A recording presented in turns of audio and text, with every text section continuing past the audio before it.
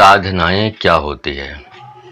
क्या यक्षिणी और यक्ष होते हैं या फिर तंत्र मंत्र के विज्ञान का अस्तित्व है या नहीं?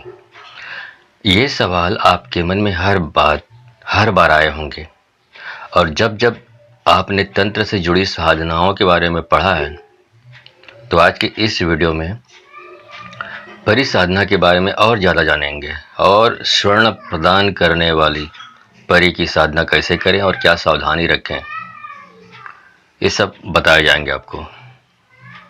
स्वर्ण प्रदायी परि की साधना आपको निरपरि की सिद्धि दिलवाने में भी सक्षम है, जिससे आप न सिर्फ भौतिक सुख पाते हैं बल्कि समृद्धि भी पाते हैं।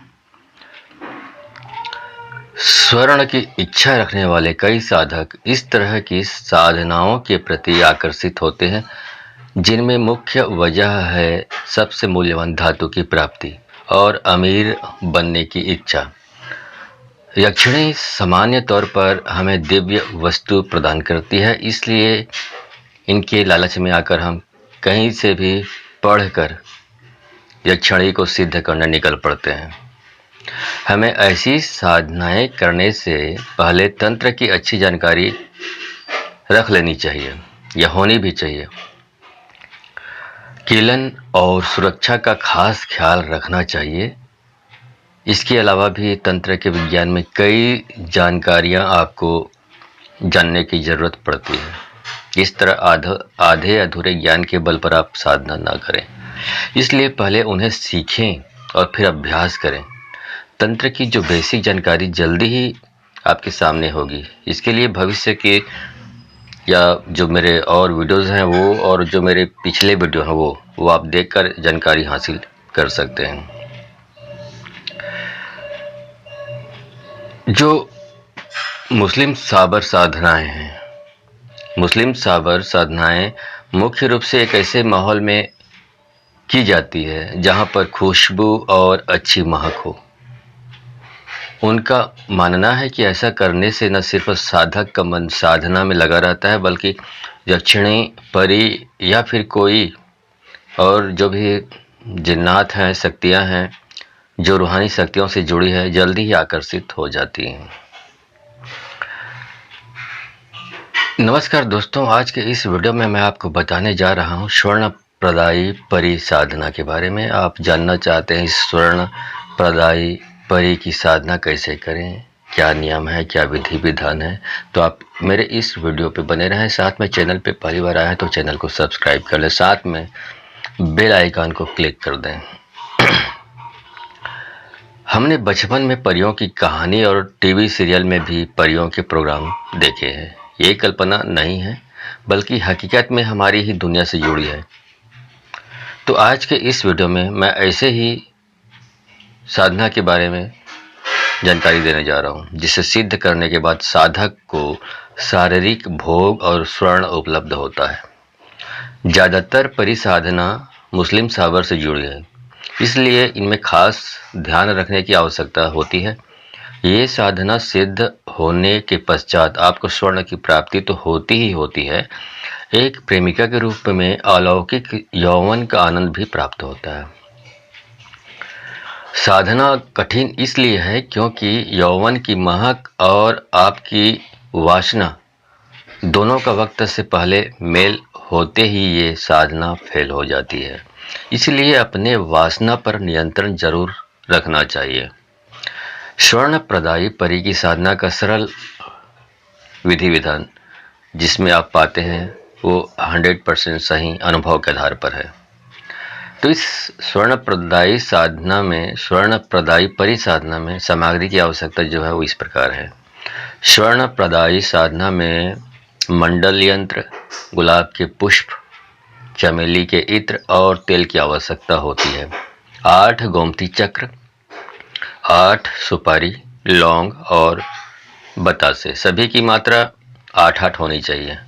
इसके साथ ही साथ थोड़े से काले तिल, सफ़ेद वस्त्र और सफ़ेद की आसन और हकीकी माला जरूर उपलब्ध करवा लें। स्वर्ण प्रदायी परि की साधना की विधि अब समझ लीजिए आप।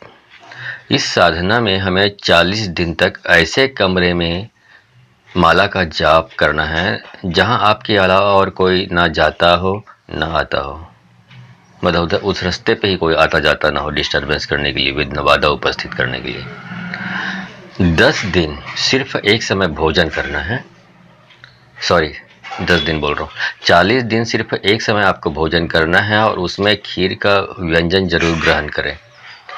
एकांतवास के दिन में आपको गुप्त रहना होता है, मतलब ज़्यादा सामाजिक व्यवहार न रखें, किसी से मेल मिलाप न रखें। शुरुआत करने के लिए शुक्ल पक्ष के महीने में शुक्रवार को व्रत रखें और शाम को केवल खीर खाएं। रात्रि में स्नान कर लें और फिर कमरे में गुलाब की पंखुड़ियां बिखेर दें। अपने कानों में इत्र का पोहा लगा लें। अब इसके बाद अपने चारों ओर पंखुड़ियों का एक घेरा बना लें और इसके चारों ओर पहले गोमती चक्र, फिर 8 सुपारी, लौंग, इलायची और बतासे रख दें। मंडल यंत्र के सामने तिल की ढेरी बना लें और सफ़ेद आसन पर उत्तर दिशा की ओर मुंह करके बैठ जाएं। सफ़ेद हकीक की माला आपको इस्तेमाल करना है और अपने सामने में बाजोट पर एक मंडल यंत्र जो मैंने बताया है, उस मंडल यंत्र को आपको स्थापना करनी है। उसके बाद जो सफ़ेद हकीक की जो माला है, उस माला से रोज़ रात्रि में आपको 101 माला का जाप करना है और फिर 101 माला जाप करने के बाद वहीं पर ही सो जाना है, कहीं और अन्यत्र जाने की ज़रूरत नहीं है। अन्यत्र नहीं आना है, वहीं पे सोना है और ज़मीन में ही सोना है, ठीक। प्रतिदिन ये रोज़ यही काम करना है आपको। रोज़ भोजन में खीर ग्रहण करें या फिर भोजन के साथ भी ले सकते हैं। इसके बाद स्नान करें और कमरे में रोज़ 101 माला जाप करना है आपको, उसके बाद सो जाना है। साधना का सबसे बड़ा नियम है कि ब्रह्मचर्य का आपको पालन करना है, बाकी के नियम इसके अनुसार संपूर्ण हो जाते हैं, ठीक है। अब मंत्र की ओर आता हूँ। मंत्र इसका इस प्रकार है: अरहिना अरिना सरिना सफरिना अकाविपा सदा सदुनी कामिनी पद भावी वश्यम कुरु कुरु नमः। ये आपको लिखा हुआ भी यहीं पे इसी वीडियो पे मिल जाएगा। अब इस साधना में सफलता के लिए, गारंटी के लिए क्या करना चाहिए? साधना तभी सफल होती है जब आप गुरु के आशीर्वाद से साधना पूर्ण करें। किसी भी साधना में आपको मुख्य नियम और साधना संपन्न सिर्फ गुरु करवा सकता है, इसलिए किसी भी साधना के बारे में अपनी राय बनाने के बजाय आपको गुरु दीक्षा और गुरु का मार्गदर्शन जरूर ले लेना चाहिए, ठीक है। और इस तरह से आपको यदि गुरु आपकी सुधि लेंगे तो आप बहुत जल्दी इस तरह की आध्यात्मिक जो क्रियाकलापों में बहुत जल्दी सफल हो पाएंगे, ठीक है। तो जानकारी अच्छी लगी हो तो आप इस जानकारी को अधिक से अधिक लोगों तक शेयर करें, क्योंकि जो कल्याण की भावना होती है वो मनुष्यों में ही होती है कि यदि आप अपना कल्याण कर सकते हैं, साधना करके लाभ प्राप्त कर सकते हैं, तो आप मनुष्यों में खूबी होती है कि हम चाहते हैं कि हम और दूसरे लोगों का भी लाभ भला कर सकें। तो इसको ज़्यादा से ज़्यादा शेयर करेंगे वीडियो को, तो बहुत ज़्यादा लोगों को जानकारी प्राप्त होगी और उसका लाभ उठा पाएंगे, ठीक है। धन्यवाद।